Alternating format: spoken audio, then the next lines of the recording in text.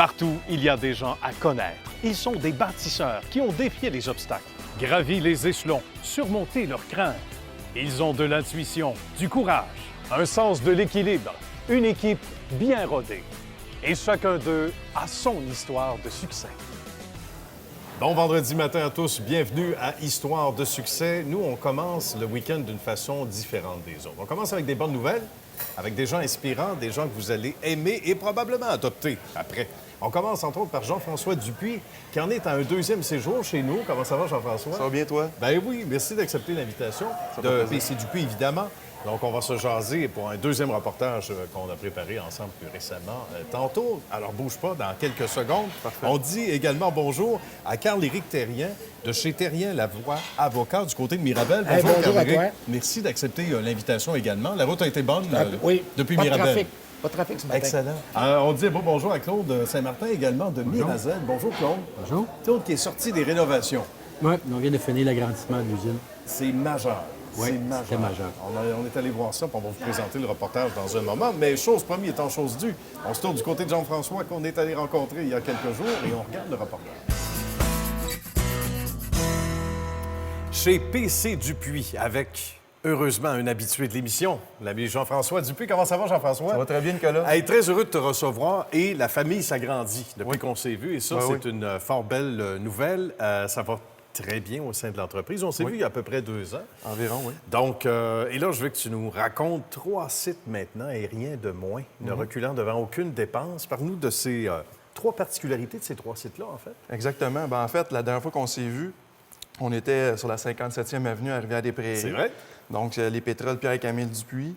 Mais tout était là. Pierre-Camille Dupuis et Pétrole Dupuis. Oui, Fils. tout était réuni, là. Ouais, ça prenait beaucoup de place. En place, oui. Exactement. Fait que là, on a dû déménager. Sauf OK. présentement, là-bas, qu'est-ce qu'on a? C'est le nouveau département de mécanique depuis un peu plus d'1 an. Bien. Le département du propane, qui est encore là-bas. OK. Le département des techniciens pour l'installation des réservoirs et de l'équipement pétrolier. Et puis, c'est ça. C'est pas mal ça. Puis déjà, sans être à l'étroit, on se dit probablement avec le temps, comment on a fait pour être si nombreux dans un espace comme ça? Bien, ça, c'est la progression, hein? Exact. C'est l'expansion. À quel moment on a justement ajouté cette adresse-ci? Ça fait pas très longtemps. OK. Écoute, en fait, on a déménagé un peu avant les fêtes. Donc, le tout était fonctionnel, je vous dirais, à partir du 1er janvier. Là, on était fonctionnel ici, là, dans nos nouveaux locaux, qui est maintenant l'entrepôt de pétrole Dupuis et Fils, Bien. sur la 55e avenue à Rivière-des-Prairies. Et quand on pense à l'histoire, il y a de quoi être très, très fier au sein de la famille. Évidemment, depuis les tout débuts, quand on regarde ça, parce qu'on reculait au grand-papa, si je me souviens Oui, bien. effectivement. Il y avait la bannière FINA, il y avait... Oui, en 53. En 53, il faisait du ben transport pour FINA. Il a fait aussi du transport pour BP Petroleum à l'époque. Fait que, puis, c'est ça. Ça a progressé avec les années, là, comme on l'a vu dans l'autre reportage là, Tout à précédemment. fait. On vous invite à aller le revoir, si vous voulez, Tout à fait. à la suite de celui-ci. Puis en même temps, ce qui est intéressant, c'est qu'on aurait pu, juste sans dire, s'en contenter, mais vivre avec le succès qu'on a, parce que même quand on s'est vu il y a 2 ans, c'est pour ça que tu avais fait l'émission, et la famille au grand complet de PC Dupuis, c'était déjà noble comme entité, comme entreprise. Et depuis, bien, il y a eu une ascension spectaculaire. À quoi t'attribues cette expansion-là qui s'est poursuivie depuis qu'on s'est vu la dernière fois, en fait? Bien, en fait, c'est sûr que ça fait partie des 2 grands défis qui s'amènent pour le futur, pour toute entreprise, en fait. Le premier, c'est de faire une progression puis de rester compétitif dans le marché. Oui. Puis le deuxième, c'est de faire face à la pénurie de main-d'œuvre sur le marché du travail, donc dans notre domaine, surtout des chauffeurs. Oui, parlons-en de ça peut-être un Bien, peu. c'est ça. Comment on crée justement une rétention pour garder son monde? Parce qu'il y a des... Toi, ça fait longtemps que tu es sur les planches à dessin puis que tu mets en application certains trucs qui différencient aussi. Tout à fait, tout à fait. Bien, en réalité, ce qu'on fait actuellement, c'est d'être derrière nos employés, de toujours être là pour eux, de garder une proximité avec eux. Et ils savent qu'on est là pour les supporter en tout temps. Ouais. Donc, puis c'est de leur donner aussi des bonnes conditions de travail et de les respecter là-dedans. Ouais. Et puis, c'est sûr que dans le travail, il n'y a pas seulement le salaire, il y a aussi la fierté et l'engagement qui sont importants. Tu sais. Ça, c'est vrai. Fait que Ouais. c'est ça qui fait toute la différence puis qui amène l'entreprise à avoir du succès parce que c'est grâce à ces employés-là qu'on a du succès. Et puis c'est grâce aussi à nos fournisseurs aussi. Et puis, c'est de rester compétitif dans le marché. C'est de maintenir la qualité de notre service pour maintenant et pour le futur. Puis c'est intéressant ce que tu dis là, parce que c'est une roue qui tourne, hein, veut pas. Et devant ce beau succès-là, donc, on le disait, la famille s'agrandit au niveau de l'entreprise. Et de là, les 3 sites maintenant. Qu'est-ce que te disent tes gens? Que disent les employés, entre autres, les membres de la famille ici, là? Depuis ce réaménagement, ils doivent être contents. Oui, tout à fait. Très heureux. C'est sûr qu'on a plus d'espace. Hein? C'est Ouais, sûr que ça respire mieux. Ça fait plus d'espace là-bas. Ici, les choses sont démêlées. Donc, c'est sûr que chez Pétrel Dupuis et Fils, tout ça ici, l'entrepôt, puis ça crée une meilleure logistique, donc un meilleur service en clientèle. Bien. Un plus grand inventaire pour satisfaire nos gens. Donc, toujours avec les mêmes produits. Les mêmes marques connues, Mobil, Petro-Canada, Chevron. De ces marques-là, les produits qu'on distribue sont des huiles à moteur, les huiles hydrauliques, les graisses, les huiles spécialisées, bio ou de grade alimentaire. Il ne faut pas oublier les produits spéciaux. La vitre, ça aussi, c'est vrai. l'urée, l'antigel et le Racing Fuel le Sonoco.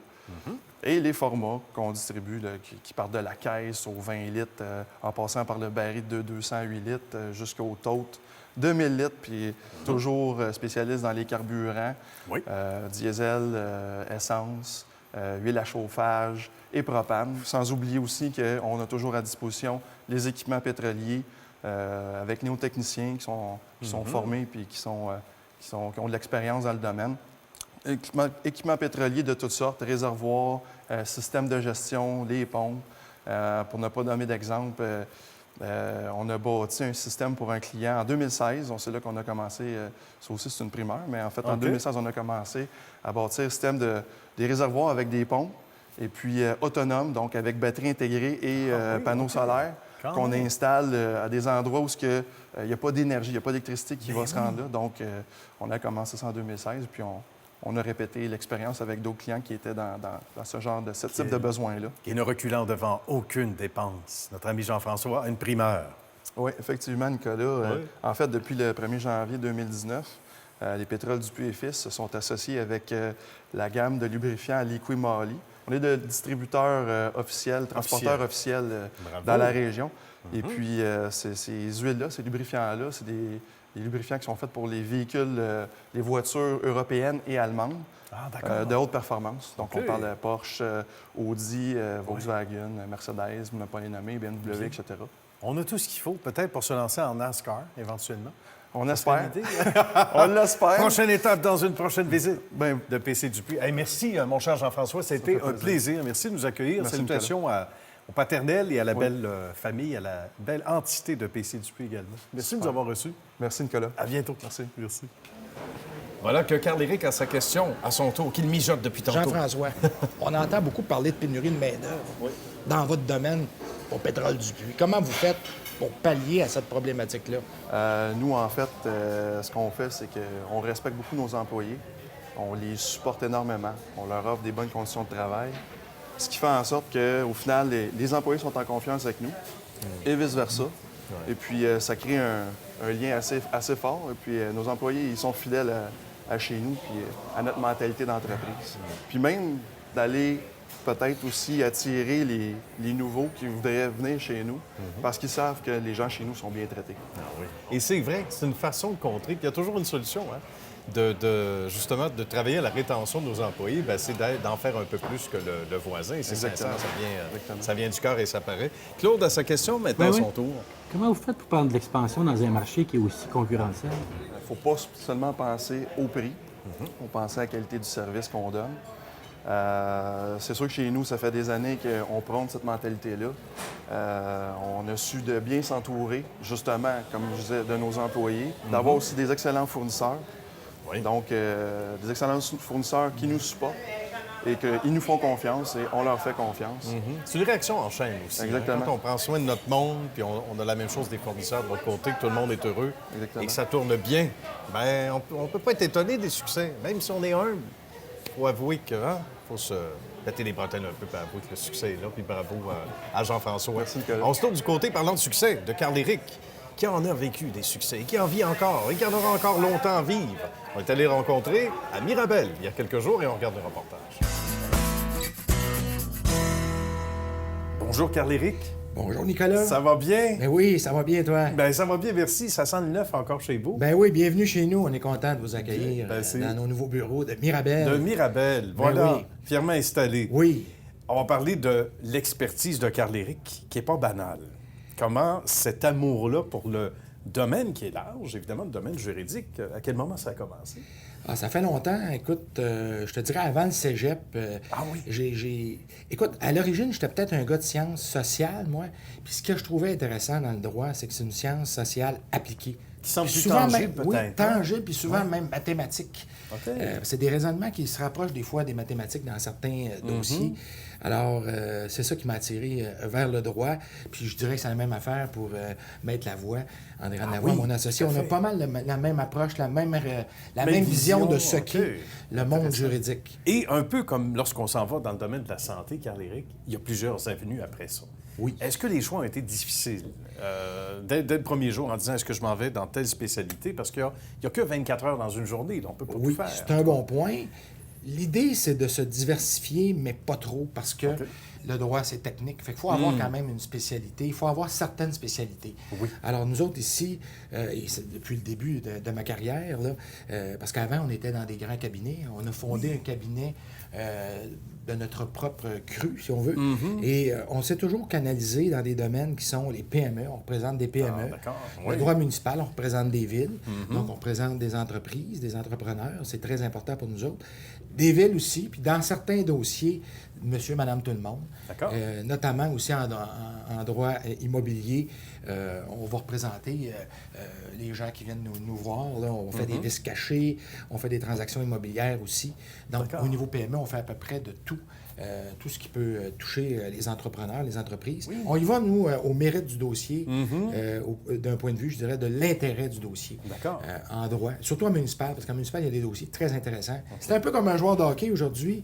Les joueurs de hockey, je pense, qui ont du succès, ils ne jouent pas dans un seul sens de la patinoire. Ils ne jouent pas juste nord-sud. Ah, ça, Ils jouent Claude Julien m'a est-ouest. entendu ça. Ils jouent J'aimerais ça. est-ouest. Je pense que c'est ce genre de joueurs-là qui sont recherchés. Ben voilà. T'es pas juste un marqueur de but, t'es peut-être capable de faire d'autres choses dans l'équipe. Justement. Et ça te rend plus intéressant aussi. Ça va peut-être te permettre d'aller plus loin dans les séries voilà. éliminatoires et de gagner la Coupe cette année. Je pense que les avocates puis les avocats aujourd'hui, on leur demande d'être peut-être autre chose que juste nord-sud. OK. Est-ouest aussi, c'est Oui, pertinent, oui. comme un joueur de hockey. Et c'est vrai parce que l'analogie est intéressante, je pense, parce que veut pas, on peut transposer ça dans n'importe quel domaine, Carl-Éric. Oui. D'être multidisciplinaire, c'est vraiment ce qui fait la différence. C'est ce qui fait la différence du bureau ici. Oui. Mais l'expertise à travers les années, c'était déjà ancré là, de ce que C'est un peu l'idée, et je pense que moi et Maître Lavoie, on en a parlé souvent, de ne pas tout mettre nos œufs dans le même panier. Voilà. OK. Un peu comme un entrepreneur, un peu Oui, comme un investisseur, un peu comme monsieur, madame, tout le monde, qu'on fait des placements. De ne pas mettre tous nos œufs dans le même panier, ça nous a porté fruit. Ça nous a apporté un succès, c'est certain. Bien. On s'entend, par exemple, il ne faut pas non plus que l'avocate ou l'avocat se dise « je suis un spécialiste dans tout ». Non, À un quand moment même. donné, je veux dire, je reprends encore le hockey, Ouais. tu es un joueur d'avant ou tu es un défenseur. Comme Il y a joueur des de- limites, ben, il y a comme- des barèmes, c'est en ça. fait, à Comme joueur respecter, d'avant, tu peux c'est peut-être ça. avoir des fonctions Ouais. ou des tâches défensives à un moment donné qui vont être utiles, mais tu ne deviendras pas le défenseur non plus. Alors, Non, il faut quand voilà. même être multidisciplinaire, comme tu dis, mais il faut être capable de savoir de quoi on parle dans ces multidisciplines-là. Qu'est-ce qui a le plus changé? Est-ce que c'est pas justement en partie cet aspect-là d'être, on le disait sans vouloir se répéter, donc multidisciplinaire, ou il y a autre chose ces dernières années qui a changé au niveau du droit, au niveau de la pratique, au niveau de l'approche? Ce qui change ou ce qui devra changer, c'est l'accessibilité aux services juridiques OK. à prix compétitif, à prix raisonnable. Parce que, je veux dire, sinon, le système juridique, puis là, même je parle pour les PME, Aussi, un oui. entrepreneur, à un moment donné, ça fait partie de ses tâches fondamentales de contrôler ses budgets. Et dans ces budgets, bien, il faut qu'il contrôle ses services juridiques aussi. Ça a beaucoup changé. Au début de ma pratique, les gens disaient « Je veux t'avoir comme avocat parce que je sais que, mettons, tu es le meilleur là-dedans. Je te veux. Aujourd'hui, puis c'est heureux que ça soit comme ça, le client va dire Carl-Éric, je veux te prendre, mais es-tu capable de me faire es-tu capable de me donner une idée d'un budget? Surtout dans les dossiers d'accord. non contentieux, dans les dossiers où il n'y a pas de confrontation, OK. où c'est de l'opération répétée, si on veut, pour des services, par exemple, une PME. Oui. Ça l'a changé. Les clients magasinent plus. On veut avoir une idée des coûts. Dans les PME, Oui. je pense que ça, c'est fondamental. Puis dans les villes aussi. Pourquoi pas? Parce que les villes, les budgets, c'est le citoyen qui paye en bout de ligne. Et dans une ère de transparence, et avec les événements malheureux qu'on a connus, ça aurait eu ça de bon. Quel on est bon d'accord, point. hein?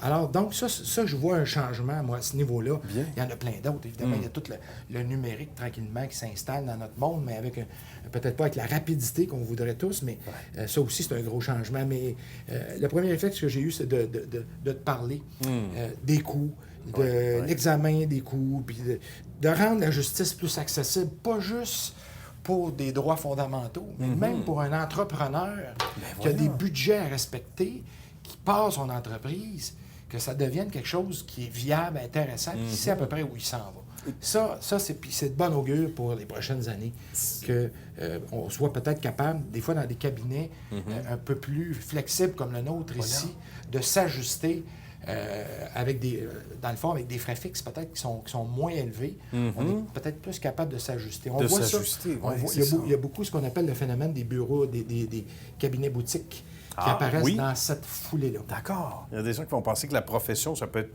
tranquille, et puis pas du tout. Il y a un challenge, un défi tous les jours, il y a une adrénaline dans le tapis, comme on dit, au quotidien. S'il y a quelque chose d'intéressant dans ce métier-là, on ne s'ennuie pas. On ne peut pas s'ennuyer parce qu'il y a trop d'affaires, il y a trop de choses, il n'y a pas de routine. Bien, on sent toute la passion, mon cher Carl-Éric. Merci de nous avoir accueillis dans C'est moi qui vous remercie. Superbe lieu. Ça a été C'est moi qui vous remercie. C'était très intéressant. Un grand bonheur. Puis à une prochaine. Ben oui, bonne suite de certainement. succès. Merci beaucoup. Merci. Jean-François, à son tour, a sa question pour Carl-Éric. Comment vous nous expliqueriez pourquoi il y a des avocats qui sont plus populaires ou meilleurs et d'autres qui seraient moins bons ou qui seraient plus en difficulté? Oh, bonne question. On veut des noms. Non. C'est un peu comme dans le monde des affaires. C'est sûr que ça prend une base, le talent. Le talent, il est important. Bien, par-dessus tout, c'est l'effort, je pense, qui fait la différence. Ah oui. C'est le travail. On a des mandats importants. Souvent, un mandat important, c'est une mission. Et cette mission-là, bien, des fois, il faut faire des sacrifices pour bien l'amener, pour bien la réussir. Oui, ça vaut le coup. C'est ça. Et Claude comprend ça aussi. Il vient de vivre ça. Lui c'est des rénovations, mais il sait que ça a pris des efforts supplémentaires et ça inspire Claude pour une question. Qu'est-ce qui vous a motivé à quitter les grands bureaux de Montréal pour partir votre propre bureau moins gros? Oui. Ben, moi, j'ai toujours été dans des gros bureaux. Et là, l'idée, c'était un peu d'offrir un service peut-être à prix plus compétitif, réduire nos frais fixes, être plus abordable pour les PME. Parce que les PME, on regarde de plus en plus les budgets. Le fait d'avoir un bureau, de partir mon propre bureau, après avoir travaillé dans des plus grands cabinets, je transporte l'expertise qu'on a développée avec mon équipe. Je ne suis pas tout seul là-dedans. C'est un travail d'équipe. J'ai une bonne équipe avec moi. Et on est capable d'offrir, je pense, l'objectif, offrir les avantages des grands bureaux, peut-être sans les inconvénients. Surtout pour les PME, surtout pour les entrepreneurs qui ont besoin vraiment d'avoir une rigueur dans les budgets. Oui, tout à fait. C'est bien dit, c'est bien expliqué. On se tourne du côté de Claude, qu'on a rencontré chez Mirazet cette fois. On regarde le reportage. On est dans le fabuleux univers de Mirazet avec Pat Henner, qui est notre invité. Bonjour, Pat. Merci de nous recevoir. Merci C'est à un beau vous. décor. On dirait déjà un décor de télé. Il faut parler de cette belle histoire de Mirazet. D'abord, comment tout ça a commencé, cette passion pour l'imprimerie au sens volumineux, on va le dire comme ça, Pat. Eh bien, c'est sûr que le Mirazet compte aujourd'hui plus de 20 ans. Ça a commencé en 1997. C'est l'association de deux entreprises qui s'appelaient une Mirabeau et l'autre AZ Communication. D'accord. Et les deux entreprises, sous Claude Saint-Martin, notre président, se sont associées pour former Mirazet. C'est assez exceptionnel. Et qu'est-ce que l'on faisait en 97 versus maintenant?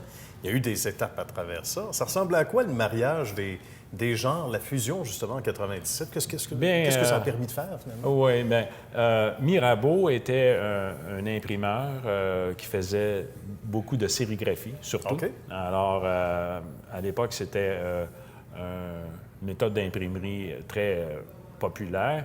Et on faisait pour travaux, entre autres, les autocollants de Bombardier, BRP, aujourd'hui qu'on connaît. Un contrat intéressant. Oui.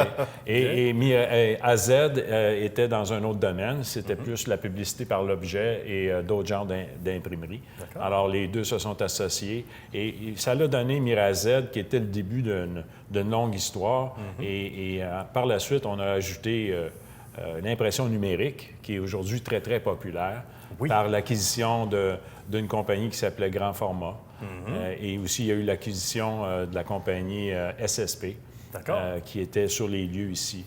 Donc, Mirazed, à travers les années, a su grossir autant par acquisition que par développement de nouvelles méthodes d'impression et aussi par la croissance naturelle de ses clients. C'est assez extraordinaire, le mariage des genres. Et ça fait des clients heureux, satisfaits. C'est ce qui nous amène aujourd'hui. Et comme si un bonheur ne venait jamais seul, on a relooké l'espace aussi, entre autres pour les employés, pour le travail, mais pour les aires de détente. On peut en parler un petit peu. Ça aussi, c'est majeur. Oui, exactement. On voulait améliorer notre efficacité. On était sur 2 sites séparés. Alors, maintenant, tout le monde est regroupé. On a agrandi l'usine à 80 000 pieds carrés et tout peut se fabriquer dans un trait du début à la fin jusqu'à l'expédition. Aussi, au niveau des bureaux, on a relocalisé le monde, les départements qui doivent travailler ensemble, comme les ventes, l'estimation et puis les chargés de projet. Alors, c'est très facile de communiquer et on coupe le temps, les temps d'attente, les temps morts. Voilà, on peut réagir rapidement. On règle les choses rapidement et puis ça se retrouve sur le plancher de production rapidement pour être aussi fabriqué dans un trait. Donc, c'est plus beau, on est très content, mais c'est surtout plus efficace. Bien voilà, j'imagine. Et des employés heureux. Oui. Ça fait des employés qui demeurent. Ça joue du coude beaucoup dans ce domaine-là. Oui. C'était un incontournable, on peut le dire comme ça, de faire des acquisitions, de faire des mariages de genre, justement. Ça devient important. Oui, c'est important. En fait, le but, c'est pas de grossir pour grossir, mais c'est d'aider le client davantage. Éliminer le nombre de fournisseurs du côté client. Le client recherche du service, une certaine simplicité aussi dans la manière qu'ils mènent leurs affaires. Alors, nous, on a décidé d'être un genre de one-stop shop pour notre client pour que si les besoins, c'est du numérique, de la sérigraphie, on fait aussi la mise en kit, on fait aussi l'installation dans les magasins ou au lieu de vente. Alors, c'est d'avoir des solutions plus globales que juste des petites spécialités. On voit ici, en se promenant, des images assez impressionnantes. Puis il y en aura tout au long, comme on en a vu depuis le début du reportage, il y en aura d'ici la fin. Restez avec nous, chers amis. Un monstre à 6 têtes, on peut l'appeler comme ça, 6 étapes, ce qu'on voit à l'écran en ce moment. Ah bien, c'est une presse à sérigraphie, 6 couleurs. Oui. Alors, les 4 couleurs de base, et puis on peut rajouter d'autres couleurs, des vernis, des étapes de finition. Donc, la sérigraphie, nous, ça reste fort, même si dans l'industrie, c'est pas nécessairement en croissance. Nous, on a des clients qui tiennent à avoir un produit fait en sérigraphie à cause de la durabilité. Aussi, ça fait comme pour l'utilisation sur des produits, l'autocollant, l'extérieur, mais ça va être des produits aussi. On fait des sérigraphies d'artistes, alors des reproductions. Puis là-dedans, les couleurs vont être très importantes. Aussi, le mot sérigraphie veut dire en série. En série, Donc, ça va aller souvent avec des quantités élevées. À travers ça, il y a le numérique, mais avant d'aller au numérique, parlons peut-être des différents départements, parce que ce qu'on trouve derrière nous, il y a du 3D, il y a de fausses caisses, on a l'impression que c'est... Je disais à la blague à Pat, je pense que la céramique, c'est pas de la vraie, ça doit être de l'impression. Il y a à peu près rien qu'on peut pas faire.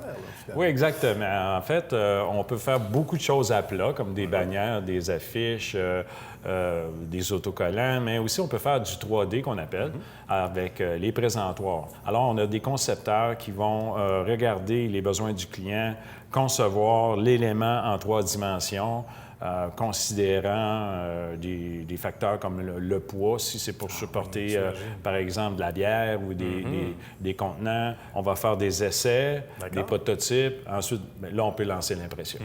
Ceux qui sont là depuis les débuts, doivent se pincer pour réaliser à quel point ce qu'on peut faire aujourd'hui, ce qui n'était pas faisable nécessairement il y a 20 ans. Là. Bien, c'est sûr que l'imprimerie a beaucoup évolué. C'était un processus un peu plus long avant avec les films, les plaques et tout le procédé. En numérique, bon, on va directement de l'ordinateur à l'imprimerie, à l'impression. Et puis ça, bien, ça raccourcit les temps, ça augmente les possibilités.